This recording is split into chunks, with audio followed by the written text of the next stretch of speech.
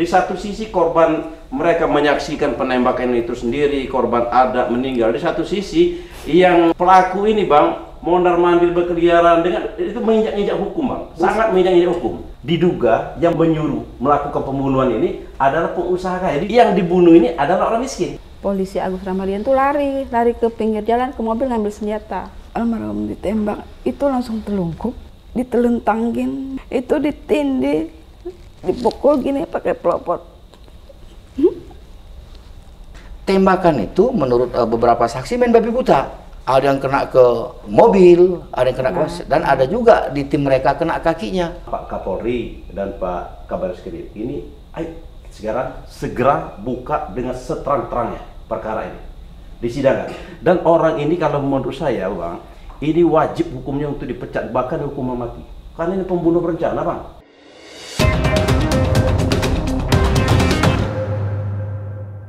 Teman-teman sekalian, Asa Nesia TV. Ini luar biasa ya, ada peristiwa yang kita bisa miris, berduka, tapi sekaligus marah gitu ya. Karena lagi-lagi, kalau pemilu lalu dan di pilkada kita banyak mengenal istilah parcok.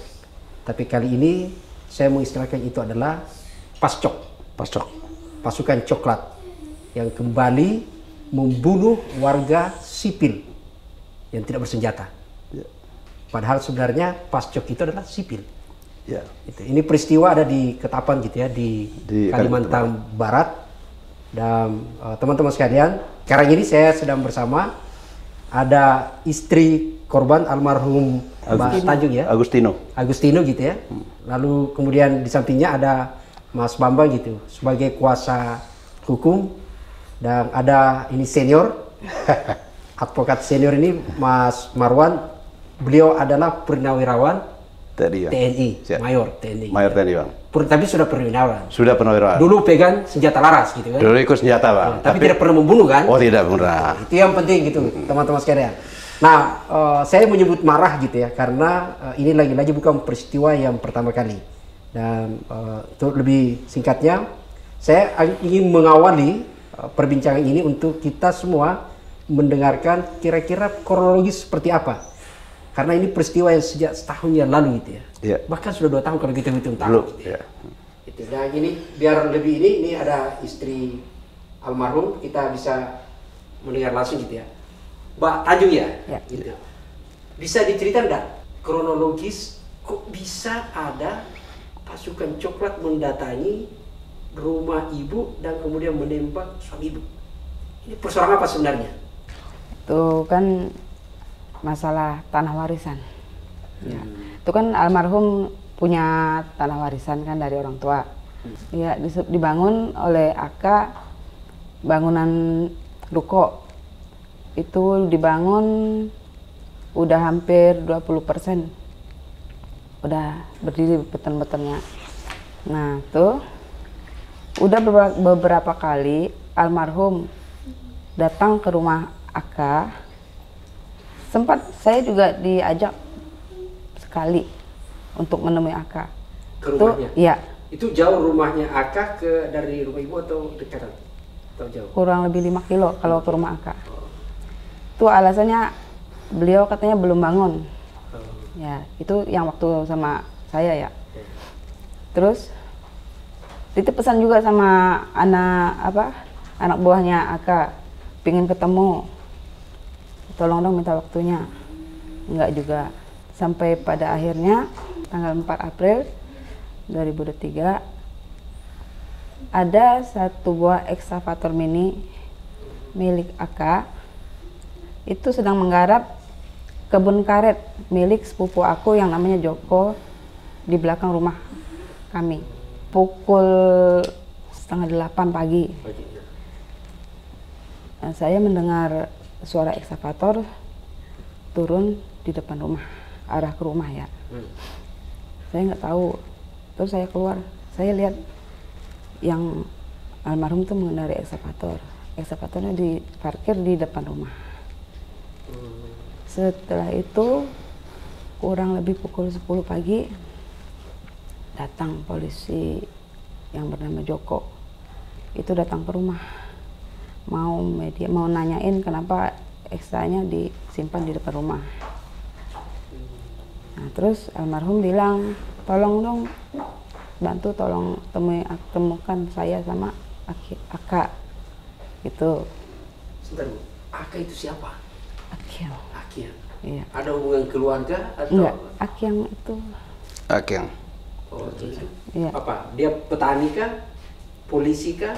Tentara kah? Atau dia pengusaha? Pengusaha. Pengusaha. Tambang. Iya. Terus singkat cerita udah itu minta tolong sama polisi Joko, minta ketemukan tuh sama Aka. Ya. Habis itu Jokonya pulang. Sorenya jam 3 datang 2 tentara ke rumah juga. Hari itu. Iya, hari itu juga.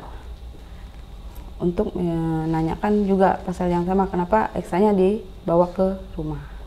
Sama juga almarhum minta tolong sama Pak tentara itu agar bisa ketemu sama Pak Aka. Iya. Terakhir. Di tanggal 4 itu? Iya. Terus pas mau pulang, Pak tentaranya itu bilang, ntar aku bikin janji dulu sama Pak Aka, katanya kalau udah ada waktu nanti aku kasih tahu Bang Agus, katanya. Jadi gitu. ada polisi pertama datang, Ya. setelah itu ada tentara lagi datang. Iya. Terus besoknya tanggal 5 itu datang satu utusan Pak Aka yang namanya Pak Darwin ke rumah. Beliau rencananya mau mengambil eksa yang ada di almarhum, tapi Pak Darwin ini nggak berani untuk mengungkapkan kalau dia itu mau mengambil eksa yang ada di almarhum. Waktu itu eksanya lagi dibersihin, dicuci sama almarhum, sama anak almarhum yang kecil kan. Ya pulang, terus tanggal 7 paginya kan, almarhum ini kan lagi benahin mobil tuh, bengkelin mobil tuh kan di depan rumah. Itu paginya kan aku kan nanya, udah ada dapat kabar belum dari itu desa Kades kan? Udah ada kabar belum dari Aka kan? Belum, katanya. Terus pas pada asar itu setengah 3 saya sama almarhum tuh kan di teras rumah. Ya. Lagi duduk-duduk tuh lewat satu DT milik Aka. Itu persis parkir di depan rumah di jalan ya, di jalan raya. Berhenti kurang lebih 5 menit, itu lihat-lihat situasi, toleh kiri, toleh kanan. Ya, habis itu dia lewat. Tapi bukan Aka yang ada di situ. Bukan, itu DT yang pakai DT, dia dump truck. Lewat di dekat situ kan, dekat rumah kan ada masjid tuh kan. Dia muter di situ, balik arah, parkir pas di depan warung. Kurang lebih ada 20 menit aku lihat, terus dia lewat. Setelah asar, aku kan disuruh beliau ke pasar beli takjil, itu kan pada bulan Ramadan. Disuruh pasar sekalian beli sayur buat berbuka. Itu aku berangkat habis asar. Pulang dari pasar kurang lebih jam 16.15 kalau nggak salah.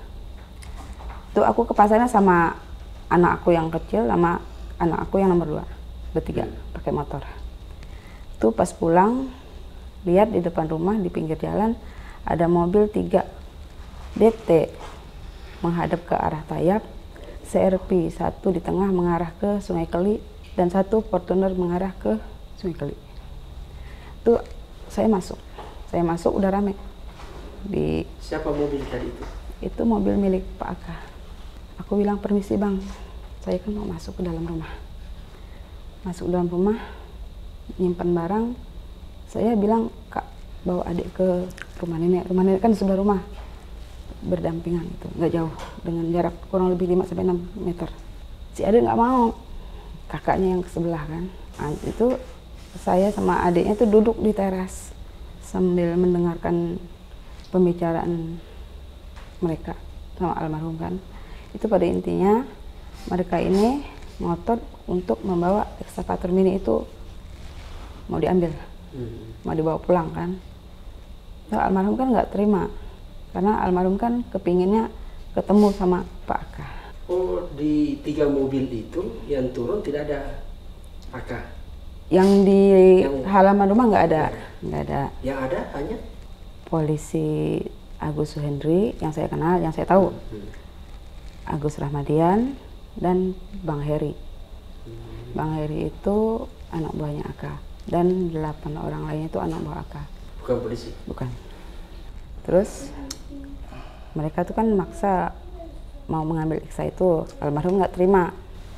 Katanya tolong aku mau ketemu sama Aka untuk membicarakan masalah tanah yang ada di Nangatayam. Itu kan tanah almarhum bapak saya, tanah warisan. Kenapa Aka bisa membangun ruko di situ? Terus cekcok almarhum mungkin agak itu ya refleks atau gimana, almarhum tuh lempar korek gas tokai itu mengenai bak truk yang dibengkeli. Itu korek tokainya itu pecah, itu kan meledak. Nah terus aku teriak, udah bang, udah bubar, aku bilang itu kan sambil teriak-teriak kan, yang lain bubar. Itu yang polisi Agus Rahmadian tuh lari ke pinggir jalan ke mobil ngambil senjata. Almarhum ke dalam gudang, keluar dari gudang, almarhum bawa parang lari menuju ke pinggir jalan. Aku sama anakku yang kecil lari ngikutin belakangnya almarhum kan. Tuh sampai di depan mobil, aku udah lihat almarhum itu udah kena tembak. Almarhum ditembak itu langsung telungkup, ditelentangin lagi, udah telungkup. Itu ditindih, dipukul gini pakai pelopor.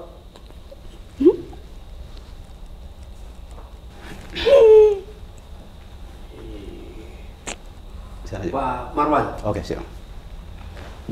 Ini kasus kan terjadi tahun 2023. Ya. April. Ya. Apa yang terjadi sampai belum terungkap? Jawabannya bang. Iya. Jawabannya saya nggak usah terlalu panjang jawabannya. Iya. Tidak ada niat dari pimpinan Polri. Kalau ada niat, saya bilang bang, ini gampang kok mengungkapkannya. Pelaku mengakui bang penembakan, saksinya ada, semuanya ada. Tetapi dari pimpinan Polri tidak ada niat. Sama katakan tidak ada niat bang. Kalau ada niat gampang kok untuk mengungkapkan perkara ini kok. Tidak ada yang susah kok. Alat semuanya lengkap, pengakuan juga lengkap. Apa lagi? Ini bukti sudah kelihatan ini semuanya. Kalau ada niat, ini tidak ada niat. Makanya saya berharap kalau begini terus caranya dari Polri, saya berharap ini kepada pemerintah dan legislatif memang Polri ini harus dibawa lembaga lain. Dalam hal ini Departemen Dalam Negeri. Ya kan biar bisa mengontrol. Kalau tidak ada seperti ini terus bang, maka saya berharap untuk reformasi. Tapi bang mohon izin bang, saya mungkin menyampaikan lagi menambahkan tadi bang ya. Jadi begini bang, perkara ini berawal bang, tanah milik keluarga ini ahli waris itu ada seluas 6.800 meter. Menjadi pertanyaan, mungkin pertanyaan dari abang sendiri, loh kok sempat dibangun sampai 20%? Kemana aja orangnya kan gitu bang? Mungkin pertanyaan gitu kan? Jarak antara ahli waris ini ada 6 orang bang. Jaraknya di tempat tanah itu kepada ahli waris ini jauh bang. Jadi tidak terkontrol. Nah itu menjadi ini. Tetapi sudah terbangun, makanya si Agustino ini datang bang menanyakan siapa yang membangun ini. Yang membangun ini adalah Akyang, yang katanya inisial AK tadi. Akyang. Yang pengusaha itu. Pengusaha. Katanya pengusaha. Kan gitu bang. Nah, memang kalau pengusaha, memang banyak ada di belakangnya. Ya, jongosnya. Jongos. Abang bilang jongos, setuju sekali saya mengatakan jongos. Di sini bang dalam perkara ini, kenapa? Yang menjadi pertanyaan juga, kenapa sampai si korban ini menahan Eksa? Sebenarnya bukan menahan bang. Saya katakan bukan menahan. Kebetulan Eksa itu kerja di belakang rumahnya ini korban, dan si korban ini sudah berulang kali mau ketemu sama Akyang ini, si Aka yang tadi, tapi tidak bisa ketemu. Dengan cara dipancing, maksudnya dipancing, Eksa itu ditahan, bukan ditahan sebenarnya bang, karena ada di sana. Bahkan saking sayangnya korban ini terhadap Eksa, tadi kan disampaikan oleh istri korban, sampai dicuci segala macam, berarti sayang kan terhadap Eksa itu. Dirawat, tidak ada niat untuk memiliki, tidak niat untuk apa-apakan kan gitu loh. Akan tetapi datang waktu itu katanya, singkat cerita saya sampaikan, adalah jongosnya. Jongosnya preman dan oknum Polri, anggota Polri. Yang disebutkan namanya tadi. Yang pertama itu. Yang dua orang tadi. Ya. Nah, sekarang ini Bang, waktu penembakan itu terjadi, ada di depan anaknya dan depan istrinya. Dengan jarak 3 meter. Kalau waktu itu Bang katanya, menurut dari keterangan daripada keluarga, ini dikatakan menurut Polri opormat. Opormat bagaimana? Orang nggak kuliah hukum aja Bang, dikatakan opormat, ini kan nggak masuk di akal Bang. Senjata api menggunakan parang. Dan menjadi pertanyaan, kalau seandainya, kenapa dia lari ngambil parang? Karena polisi ini lari Bang ke mobil, ngambil senjata. Dia merasa terancam, dia ngambil pisau. Waktu berpapasan ketemu gitu Bang, baru jarak 3 meter, polisi udah nembak begini. Tidak ada peringatan? Tidak ada Bang. Bahkan songsongnya ada itu, songsong sini juga masih ada. Sampai detik ini nyawa loh Bang. Maka saya bilang kepada Kapolri, saya berharap banget sama Pak Wahyu Widada. Pak Widada ini menurut saya ini, insya Allah Pak Wahyu menjadi pimpinan Polri suatu saat. Pak Wahyu Widada ini ada Kabar Eskrim. Kabar Eskrim dia ada salah satu, maksud saya dia adalah Adi Makayasa. Saya berharap banget kepada Pak Wahyu Widada semoga menjadi pimpinan Polri suatu saat, ungkap ini. Perkara ini gampang Bang, untuk mengungkapnya gampang betul Bang. Tidak ada susahnya. Ini nyawa lu Bang. Ini menurut hemat saya, perkara ini adalah pembunuhan berencana. Karena apa? Sudah membawa senjata api kok, laras panjang. Buat apa? Ini bukan menangkap teroris Bang. Bukan ada 3 tadi mobil kan? Iya. Di 3 mobil itu yang turun ada sipil, ada Waktu mereka datang, saya nggak di rumah, saya masih di pasar. Iya. Iya. Saya datang, mereka udah rame di depan rumah. Di situ sampai tahu kalau ada polisi karena kenal atau karena pakaiannya? Setelah kejadian beredar, iya beredar. Bertahu kalau itu ternyata polisi ya? Polisi. Jadi dia bukan pakaian polisi Enggak, waktu itu? enggak dia pakai polisi. Malah yang menembak itu pakai celana pendek. Oh. Iya. Waktu kemudian, sorry Bu ya, ini. Waktu kemudian lari ke mobil, di mobil itu Ibu sempat lihat ada orang lain selain yang turun? Ada, itu kan tutup semua tuh, ada kayak ada orang di dalamnya. Kelihatan lah gitu ya? Iya. Itu kan kalau itu kaca kan agak kelihatan kalau ada orang dan tidak ada orang. Dribenya udah sebisa ini lah. Iya. Gitu ya. Siapa di dalam itu? Ada yang dikenal? Saya nggak kenal, tapi ada 2 orang. Tahu ya? Iya. Siapa itu? Kemungkinan Akyang sama Waka. Waka apa? Waka Polres atau Waka Wakil kepala sekolah atau Waka Polres. Waka Polres? Iya. Kok dia bisa ada ya? Waka Polres ikut satu mobil tuh, satu tempat duduk sama Bisa jadi. ke situ. Nah waktu lihat Ibu itu dia satu deret tempat duduk. Iya. Waka itu dengan Akian itu Di tengah. di tengah. Di bangku tengah. Jadi kan sopir lalu kemudian dia di tengah ya? Iya. Di belakangnya kosong gitu. Iya. Waktu pas habis nembak selesai dia turun enggak? Enggak. Langsung pergi juga. Langsung pergi mereka atau masih tinggal? Terus pas almarhum telungkup tuh kan ditelentangin, ditekan pakai proper senapang, ditetindih lagi sama 3 orang polisi, Agus Ramadian sama polisi Suhendri dan Bang Heri yang nindih. Nah, di situ aku teriak manggil mama. Manggil mama, mama keluar. Sambil aku lari arah rumah, aku sempat nengok kan ke arah kanan. Ada 1 sipil tuh luka kakinya kena peluru katanya. Kena peluru nyasar, kaki sebelah kanan. Itu tembak dia siapa? Mungkin katanya kena peluru nyasar. Oh, salah tembak. Iya. Terus aku mama keluar kan dari belakang, dia nanya kenapa katanya. Aku bilang Agus. Terus aku dipeluk kan sama mama, dipeluk, aku dibawa ke dalam, dibawa ke kamar kan. Sambil aku ke dalam, aku tuh sempat noleh ke jalan kan. Itu kan ada kaca, dari kaca tuh kan kelihatan. Aku tuh lihat almarhum tuh tinggal sendiri telentang. Mungkin yang lain tuh pada minggir atau gimana. Itu ribut. Habis itu aku dibawa ke kamar, aku nggak tahu lagi. almarhum itu meninggal di seketika di situ Iya, atau di meninggal rumah di sakit? tempat. Oh, ada sempat dibawa ke rumah sakit ya? Iya. Itu yang aku dengar cerita dari masyarakat di situ. Itu kan habis kejadian pada ngumpul. Itu almarhum dibawa, mereka yang bawa. Ada satu sepupu aku namanya Dede, dia juga bantu ngangkat jenazah almarhum ke dalam mobil Fortuner katanya. Itu dibawa pergi. Itu? Setelah itu ada yang nyusul ke puskesmas, ternyata dibawa ke puskesmas Nangatayap. Puskesmas? Nangatayap. Di mana itu? Di kecamatannya. Oh, Kecamatan Nangatayap. Iya, Tapi sudah meninggal waktu itu? sudah meninggal. Sudah meninggal. Itu yang menemukannya pertama kali almarhum di puskesmas Nangatayap. Ada sepupu saya namanya Bang Ungkus. Itu dia cerita waktu dia datang almarhum cuma sendiri, nggak ada yang nungguin, Nggak ada yang jaga. nggak ada yang jaga. Sama Bang Mawan menemui almarhum di puskesmas itu. Terus setelah itu sempat melapor kemana? Enggak sih, kalau dari aku mungkin karena masih itu ya nggak kepikiran untuk melapor. Tapi dari pihak kakak ipar hari ketiga mereka lapor ke Polres Ketapang.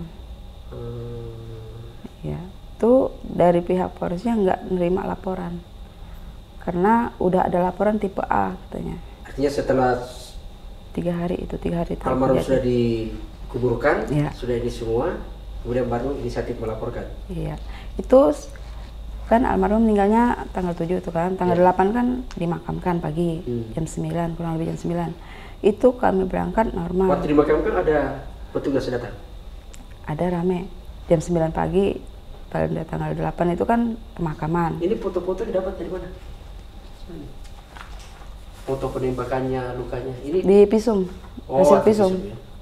Ya. Itu pulang sekitar pukul 11, itu jalanan udah disapu sama alat berat, sama glider, kalau kami bilang itu udah disapu di depan halaman rumah, nggak tahu. Waktu berangkat belum, itu selongsong peluru yang diketemukan waktu itu 7. Setelah disapu lagi, besoknya dapat 1. Berarti 8. Terus kemarin, alhamdulillah Allah nunjukin dapat 1 lagi. 9. Ya. Nah ini kan tim yang kena cuma 1 kan? 2 bang, 2. Oh 2. 2 tembakan. Ada di leher, ada di dada. Satu sini tembus belakang, leher tembus sini. Nah, itu mematikan brutal. semuanya? Itu sekali bunyi itu Pak, drrrr, gitu. Itu untung alhamdulillah nggak kena kami. Jarak almarhum Iya. Agus Ramadian itu menembak dengan kami itu kurang lebih 6 meter. Mas Bambang, ini kan peristiwanya sudah terjadi ya. Lalu kemudian ada yang melapor ke apa? Ke Polres, apa gitu Polda. ya? Ke Polda juga juga? udah nggak diterima. Sama. Jawabannya udah ada laporan tipe A. Itu gimana tuh Bang? Ini sebenarnya ada upaya pengelabuan. Kalau kita lihat dengan persoalan ini, apapun dalilnya, ini kan ada korban jiwa. Seharusnya pihak kepolisian, Ada nyawa yang hilang. ya ada nyawa yang hilang. Lapor ini harus diterima dulu. Ini pihak istrinya lapor ke Polres tidak diterima. Lapor ke Polda juga tidak diterima. Sehingga sampai sekarang itu tidak ada laporan. Jadi kita melihat ada upaya mengaburkan persoalan ini. Kalau kita lihat. Sampai sekarang Belum tidak ada laporan. Tidak laporan. Tapi anehnya ada laporan tipe A. Kan aneh. Siapa yang melapor ini? Dari pihak keluarga sudah dicek tidak ada. Tidak ada lapor. Ya, Tidak malah diterima. kami melapor Bukan. nggak Jadi diterima. lapor tidak diterima. Bagaimana mau lapor? Dari Polres sampai ke Tiba-tiba Polda. ada laporan tipe A. Kan aneh ini. Kami berharap dengan persoalan yang terjadi ini Kapolri harus tindak Sampai tegas. kasusnya sama dengan Peggy. Iya, Ya. Peggy Setiawan. Ini harus ditindak tegas. Karena ini sebenarnya gampang. Ini sudah jelas berencana oleh pengusaha tadi. Kalau tadinya ada misalnya laporan, bukti laporan, laporan kemudian datang seorang anggota polisi atau mungkin ada dipanggil tidak datang, Ya. mungkin bisa-bisa saya tidak ada laporan apapun, datang 10 orang ke rumah orang lain Yang notabene mereka tidak tahu itu siapa. Awalnya tidak tahu mereka itu kalau itu polisi. Ada beberapa preman, tentunya kan orang suruhan si berinisial AK ini. Nah, kemudian ada polisi 3 orang, 2 orang setelah melakukan penembakan, dan tembakan ini pun nyasar kemana-mana. Ada nyasar ke Tapi truk itu ya. bisa dipastikan ya bahwa AK Iya. satu dia ada di tempat dan itu betul orangnya yang akan. Iya, itu dipastikan oleh keluarga dan kakaknya juga. Ada kakak itu kan rame itu, Bang Ustaz. Dan sempat juga itu polsek mau didemo, mau dibakar sama masyarakat. Polsek sama rumah AK mau dibakar, mau Persoalan ini. Tapi AK waktu kejadian itu tidak ada yang sempat lihat dia apakah dia turun dari mobil. Ya, Ada. pasti nggak berani lah ya, nggak berani. Tapi ini yang jelas, maka tadi dibilang Pak Marwan, jelas ini pembunuhan berencana. Karena apa? Persoalan ini berawal dari berdirinya bangunan di tanah orang lain, di tanahnya si almarhum ini.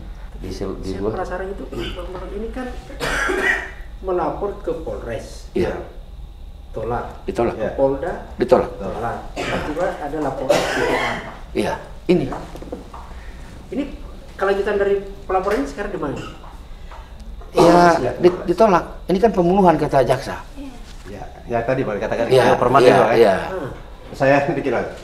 Ini kan makanya Bang kemarin Benar kita bedakin di benar, sini. iya, betul Bang. Makanya Bang. Abang bilang kan tadi kan udah lapor ke Polres tolak, Iya, ke Polda ditolak. Tahu-tahu ada laporan tipe A. Mana fotonya? Nah, sekarang ini Bang, Foto. karena saking ke pihak korban ini Bang tidak percaya kepada pemerintah daerah di sana, termasuk di pihak kepolisian. Kemarin Bang jauh-jauh yang kami antar pertama kali kami temui itu adalah Kang Deddy Mulyadi, Gubernur Jawa Barat. Terpilih. Karena udah tidak percaya lagi Bang kepada pemerintah di sana. Sampai ini pasca laporan TPA itu gimana? Ya, itu dikembalikan lagi karena ini kata jaksa menurut menurut keterangan kita kan menangani perkara ini baru Bang. Ya, baru karena kita ini sebagai manusia teriris rasanya. Karena kasus tidak terungkap sekian lama. Nah, kenapa ada korban, ada kematian?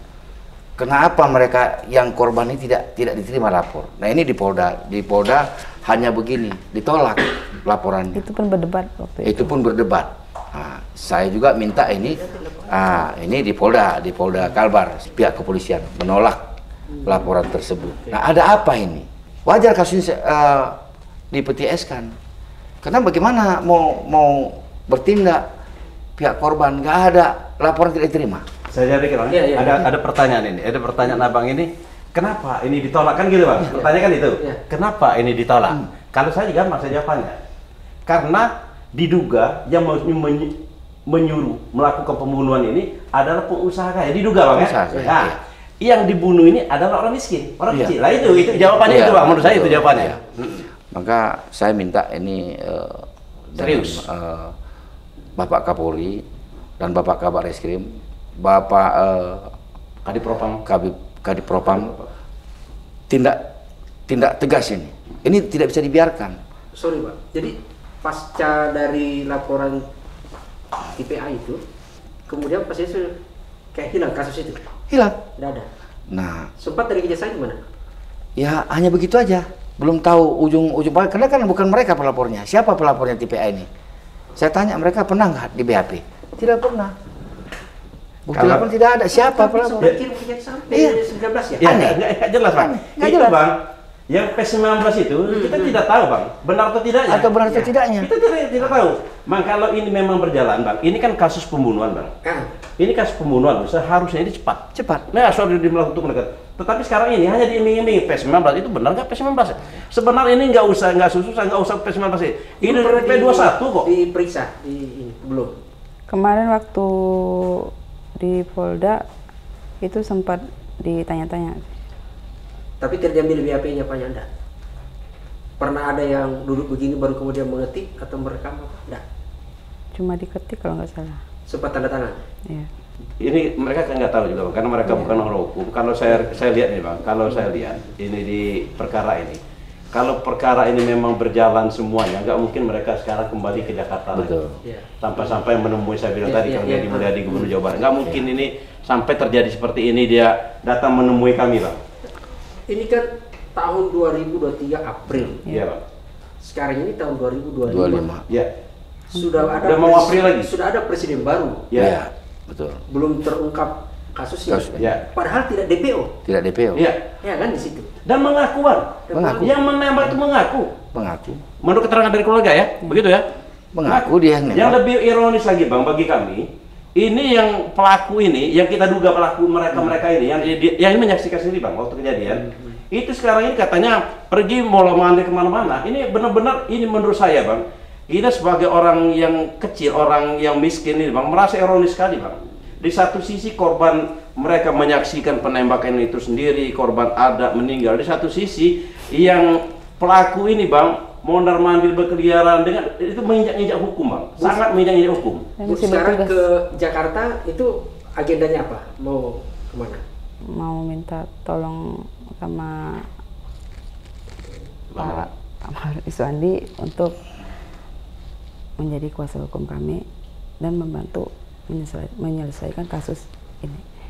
Jadi tujuan gini, Bang, mau dijawab ya? Tujuan mereka datang ke sini, ke Jakarta ini adalah menemui kami, Ya. saya, Bang Bambang, dan tim. tim yang lain. Ini, Bang, untuk agar pihak, terutama Pak Kapolri dan Pak Kabaris-Krim ini, segera buka dengan seterang-terangnya perkara ini, disidangkan. Dan orang ini kalau menurut saya, Bang, ini wajib hukumnya untuk dipecat, bahkan hukuman mati. Karena ini pembunuh berencana, Bang. Ini saya berani mengatakan pembunuh berencana, Bang. Bawa senjata dari ini kok, dari kantor. Dia sebagai apa sama itu? Ya. Ini kan artinya Mas Bambang dengan Pak Maro ini kan sudah mengkaji kan kasusnya, sudah bedah macam-macam gitu ya. Betul. Dan termasuk mungkin mengevaluasi kenapa kasusnya tidak bergerak gitu. Betul. Ya. Agenda kedepannya ini apa? Kita akan laporkan. Jadi karena kita belum lapor ya. Ya. Kalau menurut Dianggap tidak ada TPA ya, itu ya? tidak ada TPA karena gini.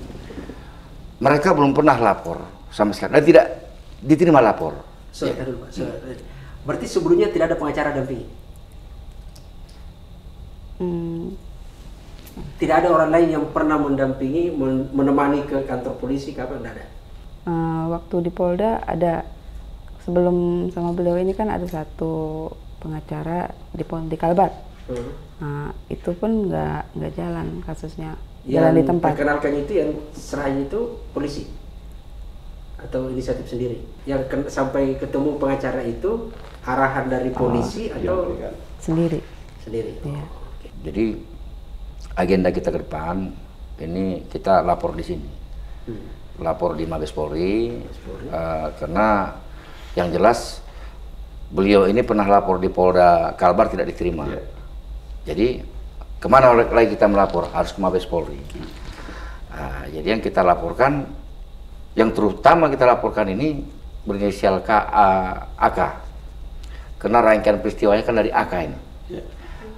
Ada karena dari AK inilah terjadinya pembunuhan. Kalau tidak ada persoalan antara Agustinus dengan AK, tidak akan jadi ada pembunuhan. Nah, kenapa? Yang sangat kita sayangkan, kalau memang dituduh klien kami itu artinya melakukan tindakan atau perbuatan yang melawan hukum, karena ditahan eskapatornya, kenapa dia tidak lapor dengan kepolisian? Agar jelas, dipanggil dong oleh polisi, bahwa ini ada laporan kamu menggelapkan Merampas. ya merampas atau hal yang sebagainya, sehingga di BAP ini korban. Nah ini kan tidak ada, jadi otomatis AK ini menyewa preman yang pasti. AK menyewa preman untuk melakukan pembunuhan. Nah ada juga baju coklat di situ. Nah ini senjata kan sudah direncanakan. Kecuali kita mau ada teror, ada teroris. Nah senjata sudah kita persiapkan, surat perintahnya sudah ada, SOP-nya sudah jelas. Nah ini kan masyarakat kecil, hanya seorang muntir dibenarkan. Nah yang anehnya lagi informasi dari beliau ini Babin Kamtibmas, bukan Sersi. Dengan senjata Ya keras. ini yang kita khawatir, yang kita SOP-nya nih. SOP-nya apa ini, sehingga tembakan itu menurut beberapa saksi main babi buta. Ada yang kena ke mobil, ada yang kena ke, dan ada juga di tim mereka kena kakinya. Tapi pihak mereka nih yang 10 orang ada 1 orang korban kena kakinya. Nah, ini Ditahu kan Pak yang polisi yang kena kakinya itu. bukan polisi, Sipil. sipil, Siapa tapi itu? diobatin mereka siapa namanya? Namanya Conca kalau nggak salah. Jonja. Nah, jadi ini sangat artinya sangat miris bagi kita ini orang hukum. Selain ke Mabes Pak? Kita akan buat ke Komnas HAM, ke Kompolnas. Kita juga mau minta hearing di DPR, di Komisi 3. Kita akan layangkan surat, kita minta hearing karena ini anak saya berpikir anak ini trauma. Saya aja bisa meneteskan air mata kalau di depan anak ini, artinya terjadi pembunuhan. Kita tanya, kita boleh tanya sama anaknya, Dek, kamu lihat bapak ditembak? Lihat saya katanya. Kita miris, Bang. Merinding saya. Iya. Dan Karena itu kan susah direkayasa. Iya. Nggak bisa. Bahkan ditanya Bang, ditanya Iya. Bu ya. Iya. Ini cita-citanya apa? Jawabannya apa? Jadi tentara katanya. Kenapa? Katanya mau nembak polisi. Yang bunuh bapak. yang bunuh bapak saya. Ya, ini sampai segitu tersimpan dia. Dia Tersimpannya mengatakan, di memori. Iya, saya mau menjadi tentara, saya mau balas, mau menembak polisi yang nembak bapak saya. Ya Bu, gitu ya. Sampai segitunya dia. Ini kan tadi ke Mabes Polri ya, ke Komnas HAM, ke DPR gitu. Ya. Kompolnas. DPR, Kompolnas, Penjara ke KSP juga, Bang. KSP, ke Menko LPSK. Polhukam, karena Menko Polhukam ini kan Menko yang Polhukam. membawai hukum. Iya. Bang, Tadi kan menyebut trauma ini apa semua gitu. Ada nggak ancaman-ancaman selama ini? Sejauh ini belum sih Pak ya, karena kan tadi kita ini masih baru kemarin juga kita tandatangan kuasa, tapi kita sudah lihat fakta yang ada, kita belum ini sekali melangkah, tapi sudah mulai kita langkahkan besok. Kita harus siapkan semua rencana kita Rabu apa Kamis buka laporan di Mabes Polri. Kalau ke LPSK enggak? Harus kita kirim juga. Kita kalau ini kan cerita versi yang berbeda ya. Iya. Kalau di kuasa hukum yang lain kita tidak tahu, Iya. tapi di kuasa hukum kami ini kami wajib hukumnya untuk memberitahukan, untuk meminta perlindungan hukum kepada LPSK karena ini menjadi klien kami. Ini sorry Pak ya, tolong klarifikasi ya. Ini kan peristiwanya menarik sebenarnya. Ada pembunuhan yang kemudian tidak berjalan gitu ya. Tadi disebut karena niat, tapi kan saya agak penasaran kalau niat ini Pak, karena Polsek tidak, Polres tidak, Polda tidak. Ini kan strukturnya ini kan salah satu komando untuk tidak gitu loh. Ini kan kayak ada instruksi yang ini gitu loh. Satu, kedua gitu ya.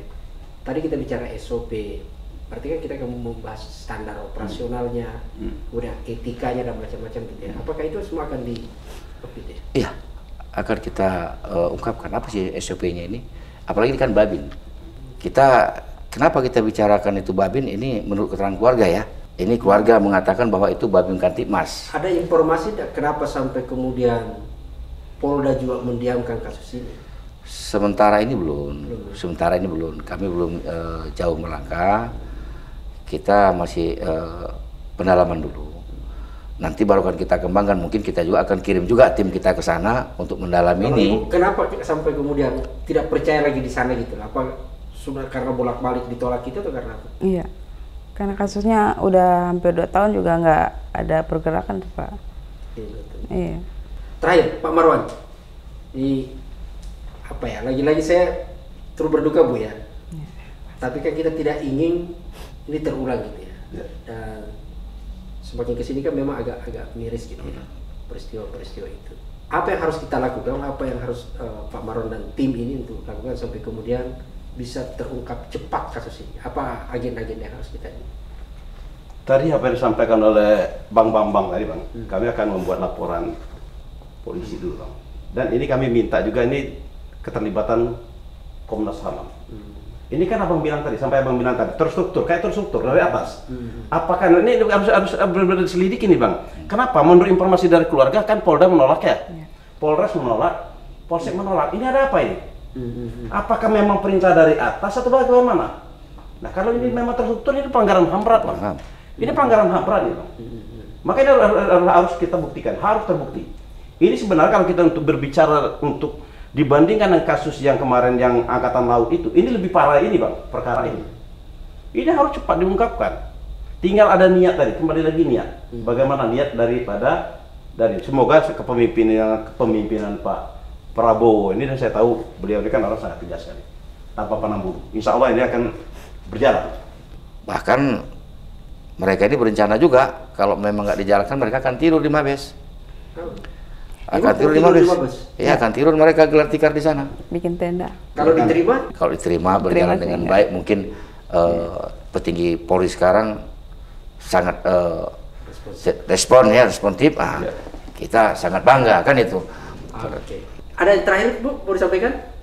Untuk Pak Presiden kita Prabowo Subianto, saya mohon dengan sangat-sangat tolong usut tuntas kasus pembunuhan suami saya almarhum Agustino yang terjadi pada tanggal 7 April tahun 2023 di Nangatayap, Kecamatan Nangatayap, Kabupaten Ketapang. Mungkin itu aja. Terima kasih. Oke, teman-teman semua, Asa Nesia TV. Ini perbincangan kita ya, dan tentu kita berharap ini bukan hanya soal edukasi saja, tapi yang kita berharap adalah semoga saja ini terakhir kalinya. Dan untuk menentukan terakhir kalinya adalah itu butuh sikap tegas dari aparat penegak hukum. Betul. Begitu aparat hukum itu diam, maka hampir pasti akan ada kejadian berikutnya.